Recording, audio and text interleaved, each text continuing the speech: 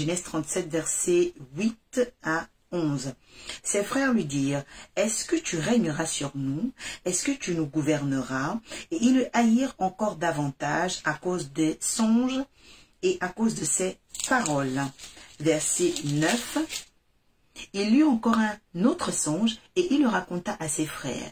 Il dit, j'ai eu encore un autre songe, et voici le soleil, la lune, les 11 étoiles se prosternaient devant moi. Verset 10, il le raconta à son père et ses frères. Son père le réprimanda et lui dit, que signifie ce songe que tu as eu? Faut-il que nous venions, moi, ta mère, tes frères, nous prosterner en terre devant toi? Verset 11 et dernier, ce soir, ses frères eurent de l'envie contre lui, mais son père garda le souvenir de ces choses. Donc, nous sommes, dans l'histoire de Joseph, histoire d'un appelé de Dieu, histoire de quelqu'un qui veut vivre le projet de Dieu, histoire de quelqu'un qui a, une prophétie puissante sur sa destinée, une prophétie qui doit se réaliser, d'accord? Et je veux déjà dire à une personne, lorsque le Seigneur apporte un thème, c'est parce qu'il y a une météo, il y a une préparation pour que la destinée de cette personne-là, des personnes qui vont être en contact avec le message, se réveillent et se révèlent. Je dis, la destinée se réveille et se révèle. Donc il y a le système, de réveil, parce qu'elle était peut-être endormie. Si ta destinée était endormie, elle va se réveiller ce soir. Il y a aussi le système de la révélation. C'est-à-dire que si la destinée était cachée, elle était obsolète, elle était étrange, Dieu va la révéler. Dieu va, la faire valoir. Voilà. C'est ce qu'on appelle, la destinée qui se réveille et qui se révèle. Donc, ce sera l'œuvre du Saint-Esprit pendant que nous allons recevoir ce qu'il nous annonce par les Saintes Écritures. Je dis déjà à une personne, quand on parle de garder ton rêve, ça veut dire qu'il y a des menaces de ton rêve. On ne peut pas te demander de garder une chose s'il n'y a pas de menace de cette chose. Il a dit à Josué, garde le livre de la loi et que ce livre de la loi ne s'éloigne point de ta bouche. Ça veut dire que si Josué s'éloignait du livre de la loi, si Josué s'éloignait de la parole de Dieu, il devait être menacé. Quand on dit à une personne, garde ton rêve, ça veut dire qu'il y a des menaces de son rêve. Dieu ne peut pas te demander de garder quelque chose s'il n'y a pas la menace de cette chose. D'accord? Jésus a dit, gardez foi en moi. Croyez en moi et croyez en Dieu. Si Jésus nous dit, gardez foi en moi, et pendant que je suis là, j'entends, oh mighty Lord, l'Esprit me parlait de Marie de Magdala qui allait dire à tous les autres disciples, quand elle a vu la pierre rouler, elle allait dire, mais le maître Rabbi nous a dit de croire en lui. Il nous a dit de garder foi en lui.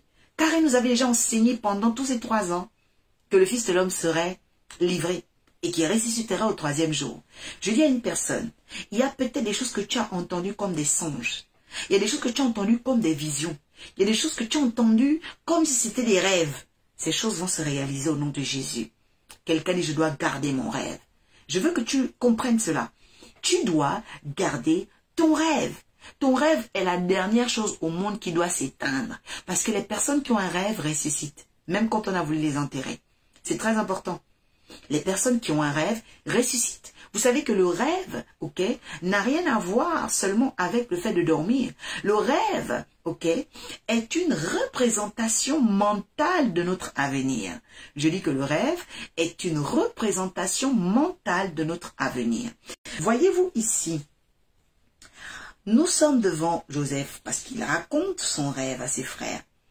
Et ses frères commencent à se poser des questions. Je veux déjà dire à une personne que lorsque tu as un rêve, que Dieu bénisse les cœurs que je suis en train de voir défiler. Lorsque tu as un rêve, la Bible dit que ton rêve sera interrogé. Les gens vont se dire, mais qu'est-ce que c'est? Qu'est-ce que c'est? Parce que le rêve emmènera toujours le questionnement. Quelqu'un qui a un rêve, quelqu'un qui a le rêve qui vient de Dieu, va toujours apporter beaucoup de questions. Les gens vont se demander, qu'est-ce que c'est? Pourquoi? C'est quoi ce rêve? Parce que les rêves de Dieu étonnent le monde. Je veux déjà dire à une personne que quand Dieu est grand, Dieu est d'abord grand par le rêve. La grandeur de Dieu est d'abord grande par le rêve parce que le rêve devient le témoin de Dieu. Vous savez, Dieu ne peut pas agir Il n'y a pas de témoin. Il faut le témoin. Parce qu'il faut savoir que le rêve devient le corps. Il devient le corps psychosomatique qui va intercéder pour toi. C'est-à-dire que le rêve a un pouvoir mémoriel pour attirer ce qui est à toi. C'est pourquoi, quand on dit que la foi est une ferme assurance des choses qu'on espère, la démonstration de ce qu'on ne voit pas, eh bien évidemment que c'est notre rêve. Parce que ce qu'on ne voit pas, ce qu'on ne touche pas, c'est qui le voit? C'est toi seul. Interrogation des personnes qui t'environnent. La Bible dit que il y avait, des interrogations, mais des interrogations qu'on appelle des interrogations futuristes. C'est-à-dire que ces interrogations futuristes étaient déjà une émanation qui venait conclure, en fait, la capacité des rêves que Joseph avait. Parce que dans les interrogations des frères, les interrogations parlent du règne. Les interrogations, c'est le rêve de Dieu dans ta vie. Tu dois apprendre à t'interroger le règne de ce rêve. C'est-à-dire que derrière mon rêve, derrière ce que je veux faire, derrière cette vision, qui régnera? Si la réponse est Dieu, ça veut dire que ce rêve vient de Dieu, tu dois le garder. Parce qu'il y a des rêves qui viennent de Satan. Attention. Il y a des rêves qui sont des rêves sataniques. C'est pourquoi derrière un rêve, il faut savoir s'interroger.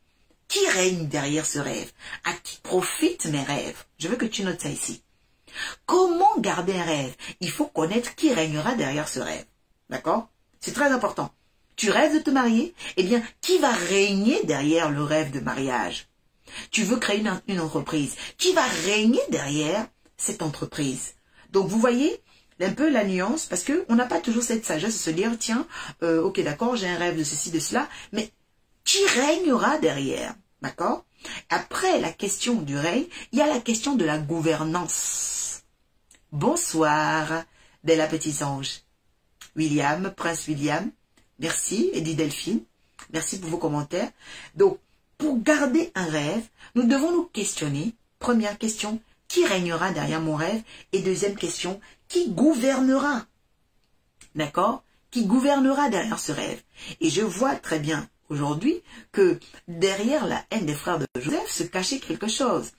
Parce qu'ils se rendaient bien compte que il y avait ce qu'on appelle une correspondance entre le rêve et l'état de Joseph. Je dis à une personne que ce n'est pas parce que ton rêve ne s'est pas encore manifesté que tu ne dois pas changer d'attitude maintenant. Je répète et dis. Ce n'est pas parce que ton rêve ne s'est pas encore manifesté physiquement que tu ne dois pas changer d'attitude maintenant. Eux, les frères de Joseph, le haïssaient. Pourquoi? Pourquoi arrive-t-on à la haine du rêve de quelqu'un? Parce que on a les signaux que le rêve de cette personne cache la divinité de Christ. On a les signaux que le rêve de cette personne-là cache la gouvernance des étoiles. Vous savez, quand on parle de gouvernance, on parle des luminaires. La Bible dit dans le livre de Genèse chapitre 1, Dieu au cinquième jour, d'accord, a présidé, il a apporté les luminaires. Il dit que le grand luminaire qu'on appelle soleil gouverne, le jour. Et le petit luminaire, la lune, gouverne la nuit. Ok? Écoutez très bien. Et quand Dieu va bénir donc ces deux luminaires-là, il va les positionner. Et après les luminaires, il va aussi appeler les étoiles. C'est pourquoi derrière la prophétie de Joseph, il y a une prophétie, donc numéro 1, la prophétie du règne et la prophétie de la gouvernance. Pourquoi? Parce que il faut savoir ceci. C'est que gouverne le soleil et la lune. D'accord? Mais règne les étoiles. Règne les étoiles. Les étoiles sont faites pour régner. C'est pourquoi, dans un règne, par exemple d'un roi, après il y a une succession. C'est ce qu'on appelle la succession des étoiles. Ok? On appelle ça les dynasties. Et donc Joseph avait une prophétie, de dynastie.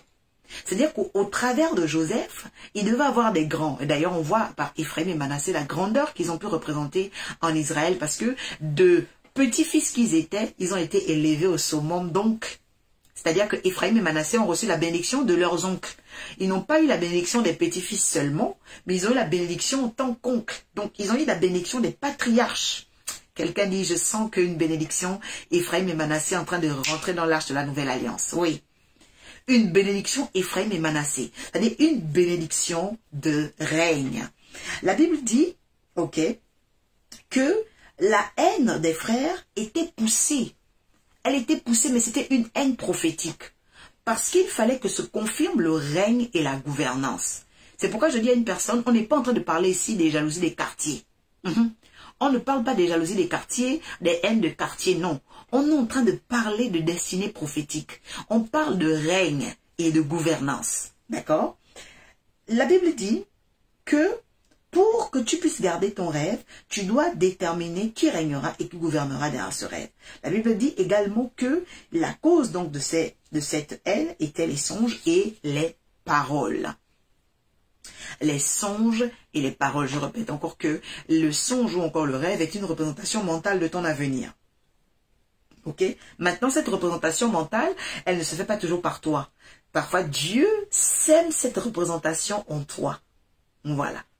Parce que parfois, tu es préoccupé d'avoir ton doctorat, tu es préoccupé de construire ta maison, tu es préoccupé de prendre ton terrain, tu es préoccupé d'acheter une voiture. Mais il faut savoir que la préoccupation, souvent, ne vient pas de toi.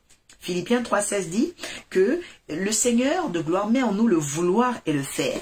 Donc, quand tu as envie de faire quelque chose, en réalité, c'est le Seigneur qui te donne cette volonté, tout simplement. D'accord? Il met en toi par le Saint-Esprit cette volonté. Et plus tu penseras à cette chose, plus cette chose va prendre place dans tes rêves. Donc ça, c'est vraiment très, très important. Maintenant, il y a, d'autres personnes qui même n'y pensent pas, comme Joseph. Il vivait simplement sa vie en tant que petit berger, petit frère dans la famille. Mais le rêve est venu le trouver. C'est-à-dire que ce rêve était prophétique. Ce rêve venait de Dieu.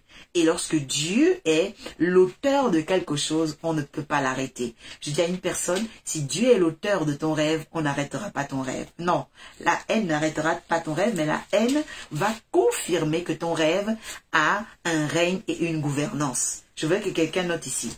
Mon rêve est accompagné d'un règne et d'une gouvernance. C'est très important. Vous devez savoir qu'est-ce qui accompagne votre rêve. Le verset 9 dit que il y eut encore un autre songe. Vous voyez? Le signe que ton rêve vient de Dieu, c'est qu'il ne meurt pas. Ok? Parce qu'on voit ici que le rêve doit avoir un côté résilient. Je veux que quelqu'un note ça en troisièmement. Après le règne, la gouvernance, il faut que le rêve ait une capacité de résilience. C'est-à-dire que le rêve puisse résister au choc. Vous savez, dans la fratrie, en communion fraternelle, c'est pas facile de vivre le désamour. Ok? Mais Joseph a résisté à ça. C'est la résilience, c'est-à-dire que tu peux être rejeté, ça ne t'empêchera pas de réussir. Peut-être ton mari t'a chassé, ça ne t'empêchera pas de réussir. Et ce message vient vraiment pour dire à une personne que l'abandon, le refus, le désamour ne doivent pas arrêter ton rêve.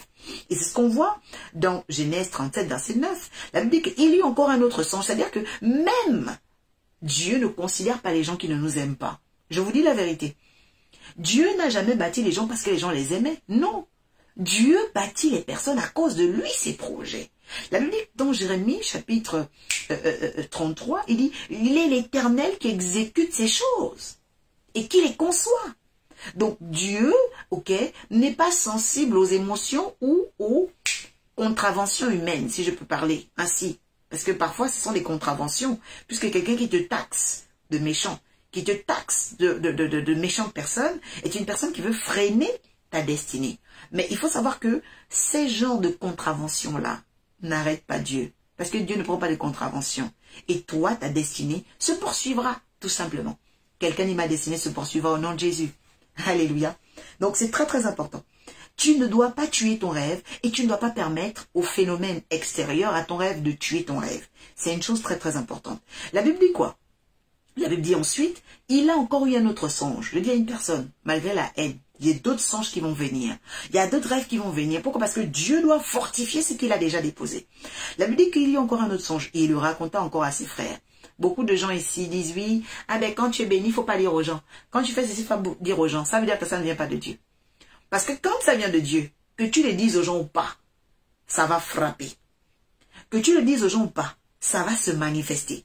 Que les gens soient au courant ou pas, ça va se réaliser. Je dis à une personne d'arrêter d'avoir peur.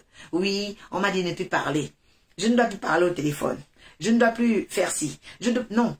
Que tu parles, que tu ne dises rien. Le rêve de Dieu demeure le rêve de Dieu. Et bien au contraire, au commencement était la parole. C'est pourquoi plus Joseph parlait, plus ses frères le haïssaient, plus la gouvernance de Dieu, le règne de Dieu avançait avec lui. J'ai dit à une personne, reçoit cette capacité au nom de Jésus et que toute peur à prononcer les oracles de Dieu quitte ton âme au nom de Jésus. Que tu puisses prononcer sur ta destinée. Dire réellement que tu es un prince, dire que tu es une princesse, dire que tu es une future, cadre de ton pays, dire que tu es la tête, tu es une élite. C'est très important. Tu dois dire qui tu es. C'est vraiment une chose très très importante. D'accord? La Bible dit qu'il raconta encore le songe à ses frères. Et il lut un autre. Cette fois-ci, voilà, vous allez comprendre. La Bible dit que le soleil et la lune, toujours la gouvernance et le règne. Les 11 étoiles se prosternaient devant lui. Donc Dieu, même s'il a déjà parlé en 2015, je te dis qu'il viendra encore parler en 2021. Parce que jusqu'à ce que la chose s'accomplisse, Dieu parlera. Dieu parlera. On n'a plus jamais parlé de Joseph qui a vu les lunes, les 6 étoiles quand il était en Égypte. Pourquoi? Parce que le rêve était déjà en marche. J'ai dit à une personne, le rêve est déjà en marche. Dieu veut simplement que tu continues de croire, continue d'agir et continue de parler, prophétiser sur ton avenir. C'est vraiment important. Et je dis à une personne, ton avenir avec Jésus-Christ sera fait d'exploits au nom de Jésus. J'ai dit mieux, notre avenir avec Jésus sera fait d'exploits. Oui. Et je suis vraiment confiante là-dessus parce que ce que Dieu commence, il achève, il est fidèle. Le verset 10 dit ceci. Écoutez, déjà, là, au verset 9, je vais donner un 4e détail, parce que j'ai parlé de la règne, la gouvernance, et je vais parler du fait de se prosterner. Vous savez, dans une année, il y a 12 mois, mais le mois dont on parle n'est pas là pour se prosterner. C'est-à-dire qu'il y avait 12 fils. À cette époque même, Benjamin n'était pas forcément au milieu d'eux. Il était né, mais il n'était pas au milieu des grands frères. Mais il était compté dans le rêve. Vous savez, se prosterner, ce n'est pas une humiliation, non. La Bible dit qu'un homme qui s'appelle Balaam, il se prosternait et il voyait la vision du Très-Haut. Vous savez, se prosterner, c'est comprendre la vision du Très-Haut. Se prosterner, c'est comprendre la vision du Très-Haut. Parce que si tu ne sais pas te prosterner devant Dieu, tu ne te lèveras jamais devant les hommes. Mais les frères de Joseph n'avaient pas compris cela. Joseph était l'instrument de Dieu dans sa génération, dans sa famille. Et le fait qu'il voyait donc ses frères se prosterner, c'était pas que ses frères s'humiliaient. C'était que ses frères voyaient la vision du Très-Haut pour ses frères, pour sa famille. Vous savez, pour comprendre la vision du Très-Haut dans ta famille, il faut que tu apprennes à regarder la personne que le Très-Haut a choisie. Je répète. Pour comprendre la vision du Très-Haut dans ta famille, il faut que tu apprennes à regarder à celui que le Très-Haut a oint, celui que le Très-Haut a choisi. C'est très important. La Bible dit que David fut oint au milieu de ses frères.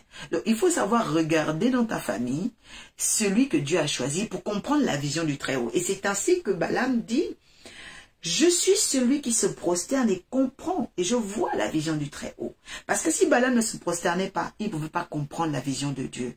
C'est vraiment une chose très très importante. C'est pourquoi il y a des temps, même je conseillerais à des personnes, si vous avez beaucoup d'interrogations sur votre famille, inhérentes à vos origines, inhérentes à votre construction de vie, apprenez à vous prosterner. C'est-à-dire que vous quittez votre lit et puis vous dormez, vous agenouillez dans la présence de Dieu, vous dormez contre le sol. Ça ne vous enlèvera rien, mais ça va rajouter énormément dans votre connaissance de l'Éternel. Je ferme la parenthèse pour dire que les 11 étoiles qui se prosternaient, les frères de Joseph qui se prosternaient, c'était la compréhension de la vision du Très-Haut pour la maison de Jacob.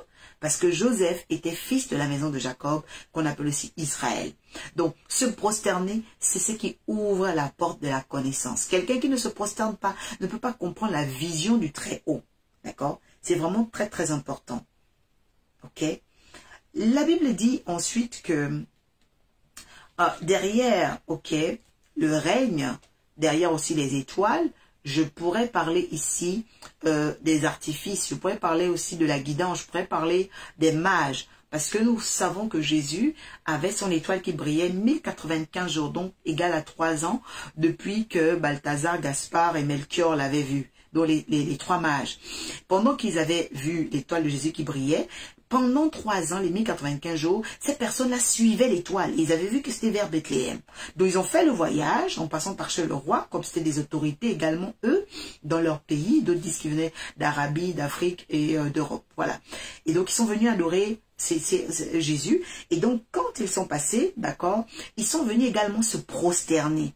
Vous savez, les gens pensent que se prosterner, c'est humiliant. Non. Se prosterner, c'est pour comprendre la vision du Très-Haut. Les mages ont fait un long voyage pour venir se prosterner devant Jésus.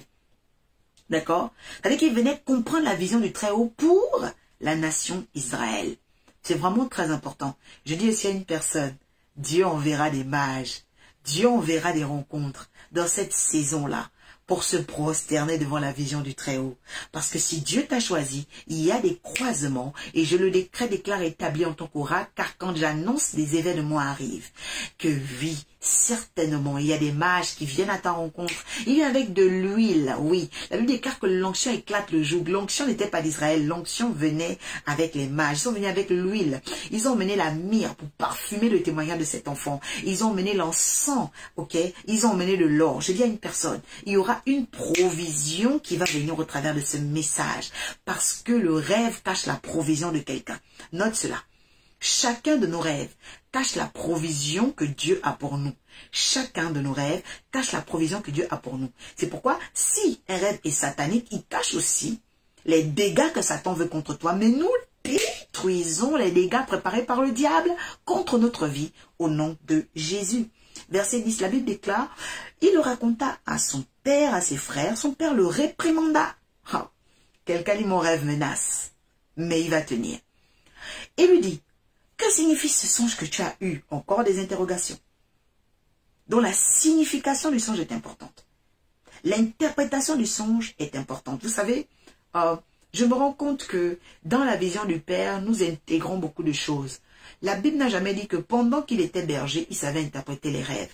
Mais c'est pendant qu'on était en train de le réprimander, pendant qu'on était en train de l'attaquer, pendant qu'il était en train d'être éprouvé, que Joseph a découvert la manifestation de son don.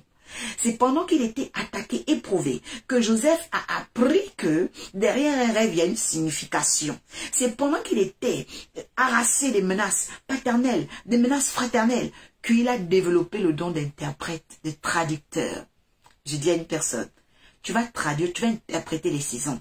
Tu vas traduire, tu vas interpréter ce qui arrive dans ta famille. Tu vas traduire, tu vas interpréter ce qui arrive dans ta nation. Parce qu'avant d'interpréter pour la nation, il a commencé dans sa famille. Après sa famille, il a commencé dans sa propre vie. Après la lecture de sa propre vie, il a commencé maintenant à interpréter pour d'autres personnes, des contemporains, des prisonniers. Après les prisonniers, il a commencé à interpréter pour la nation. Je dis à une personne, il y a des dimensions d'école. Et l'école de la sagesse, c'est une école de vie. C'est une école, ok, vers autrui. C'est une école au-dedans de nous. C'est une école pour la vision Père. C'est une école pour percer des mystères. Mais qui nous emmènera toujours devant les autorités? Jésus lui-même a dit, il a dit, on vous conduira vers les autorités.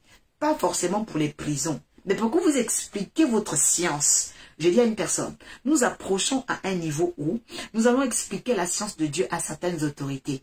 Et cela sera oui et amen. Note là ici. Elles vont recevoir et cela sera oui et amen. Tout simplement. La Bible dit quoi? La Bible dit que il y avait quelque chose que Joseph a appris. Pendant que son père le réprimande, il demande, que signifie ce songe que tu as eu? Il a déjà appris à partir de là les significations des songes, les significations des rêves. Voyez-vous? Donc il y a une intelligence intégrante là derrière. La Bible dit, faut-il que nous venons, moi, ta mère, tes frères, nous prosterner devant toi? Ça veut dire, faudrait-il que nous venions vers toi pour comprendre la vision du Très-Haut? Faudrait-il que nous venions vers toi pour comprendre la vision du Très-Haut? Je dis à une personne que derrière ton rêve, il y a des conversions. Derrière ton rêve, il y a une interprétation. Et derrière ton rêve, il y a un rassemblement. Écris ça. Derrière ton rêve, il y a un rassemblement. Je dis à une personne que le rêve que Dieu te donne, c'est un rêve qui va rassembler. C'est un rêve qui va rassembler des personnes. C'est un rêve qui va réconcilier des personnes. Mais c'est un rêve qui va aussi apporter beaucoup de bouleversements. Parce que le rêve de Dieu pour Israël, la Bible déclare par la bouche de Simeon dans Luc du chapitre 2, que derrière ce rêve de Dieu pour Israël, la Bible dit que beaucoup de cœurs avaient été exposés. Oui. Beaucoup de cœurs avaient été exposés. Vous savez, il y a des gens que vous n'allez jamais connaître leur cœur tant que vous n'avez pas des grands rêves. Tant que vous n'avez pas les rêves de Dieu, je veux dire. Tant que vous avez les rêves personnels, vous n'allez déranger personne. Mais quand vous allez commencer à avoir le rêve de Dieu, alors vous allez comprendre qu'il y a des gens que vous allez déranger. Mais le dérangement de ces personnes ne vous détruira pas. Le dérangement de ces personnes-là sera pour que vous développez l'intelligence et la signification. Développez qui vous êtes. Développez la compréhension d'où est-ce que Dieu vous emmène. Quelqu'un dit Dieu m'emmène quelque part, assurément. Et je sais que cela s'accomplira au nom de Jésus. Ok? Dernier verset 11, la Bible dit que ses frères eurent de l'envie contre lui. Mais son père garda le souvenir de ces choses. C'est pour dire à une personne que derrière ton rêve, il y a l'honneur de la vision père. Derrière ton rêve, il y a l'honneur de la vision père. Donc, garde ton rêve signifie quoi? Garde ton rêve parce qu'il y a la gouvernance, il y a le règne derrière. Garde ton rêve parce que ton rêve, ok, va permettre à beaucoup de personnes de découvrir la vision du Très-Haut. Garde ton rêve parce que ton rêve va rassembler plusieurs personnes. Garde aussi ton rêve parce que ton rêve va t'apprendre à développer une nouvelle école. L'école de la pensée, l'école de la réflexion, l'école de la vie et l'école aussi de la communauté. C'est vraiment très important. La Bible aussi te demande de garder ton rêve, ok, par Genèse 37, versets 8 à 11, pour, ok, résister dans les temps des épreuves. Les personnes qui n'ont pas des rêves abandonnent dans les épreuves, vous savez, et vous ne connaissez vraiment la sincérité des personnes que lorsque vous êtes éprouvés. Et d'autres personnes diront, on ne connaît ses vrais amis que lorsque tout va mal. Ok? Dans les beaux jours, l'amitié n'est pas l'amitié. Mais dans les mauvais jours, vous allez vraiment savoir ceux qui sont vrais. Et ma prière pour cette année, pour cette phase de notre vie, c'est que Dieu mette à nos côtés des hommes et des femmes utiles dans les bons comme dans les mauvais moments. C'est de cela dont tu as besoin. Quelqu'un dit, je reçois au nom de Jésus. Donc, je vais, ok, clôturer la guidance 220 ce soir avec une prière. Nous allons la faire ensemble. Et nous allons dire simplement, Saint-Esprit, nous avons entendu la parole de Dieu. Nous te demandons de nous soutenir en pensée, en parole et en action. Oui, certainement, la haine, à cause des paroles et à cause des rêves, arrivera.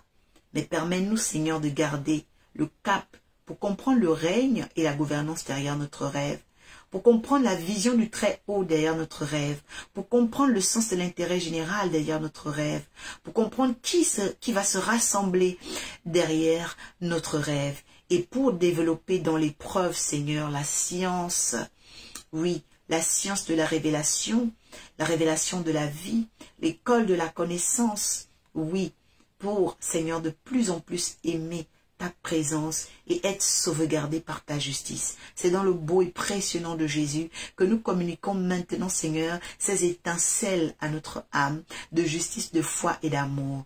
Oui, parce que celui qui garde son rêve développera tôt ou tard l'esprit de justice, de force et d'amour.